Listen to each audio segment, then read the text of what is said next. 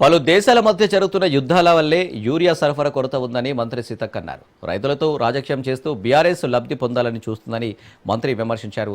ములుగు జిల్లాలో రైతులకు సరిపడా యూరియా అందేలా చర్యలు తీసుకున్నట్లు మంత్రి సీతక్క స్పష్టం చేశారు.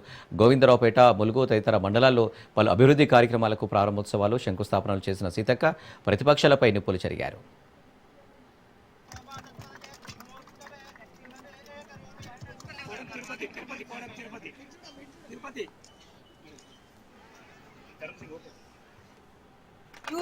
యూరియా వాస్తవానికి గత సంవత్సరం కంటే ఈసారి ఇప్పటి వరకు గత సంవత్సరంలో 10,000 మెట్రిక్ టన్నులు వస్తే ఈసారి 11,000 మెట్రిక్ టన్నులు తీసుకురాగలిగినాం. అయినా కూడా కొంత కొరత ఉంది. కొంత మీకు కూడా తెలుసు, సెంట్రల్ గవర్నమెంట్ నుంచి అక్కడ రకరకాల యుద్ధాలు, రకరకాల వాతావరణం అని వారు చెప్తున్నారు.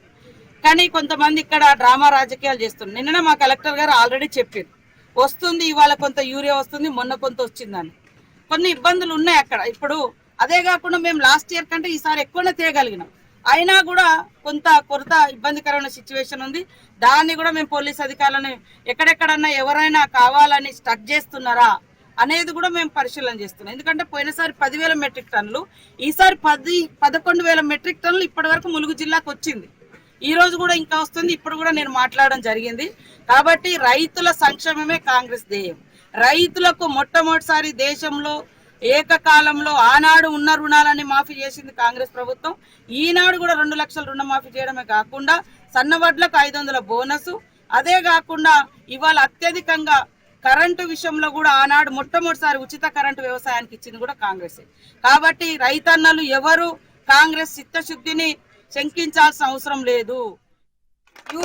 యూరియా వాస్తవానికి గత సంవత్సరం కంటే ఈసారి ఇప్పటి వరకు గత సంవత్సరంలో 10,000 మెట్రిక్ టన్నులు వస్తే ఈసారి 11,000 మెట్రిక్ టన్నులు తీసుకురాగలిగినాం.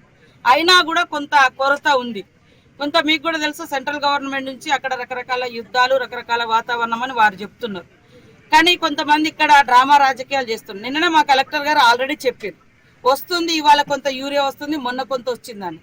కొన్ని ఇబ్బందులు ఉన్నాయి అక్కడ. ఇప్పుడు అదే కాకుండా మేము లాస్ట్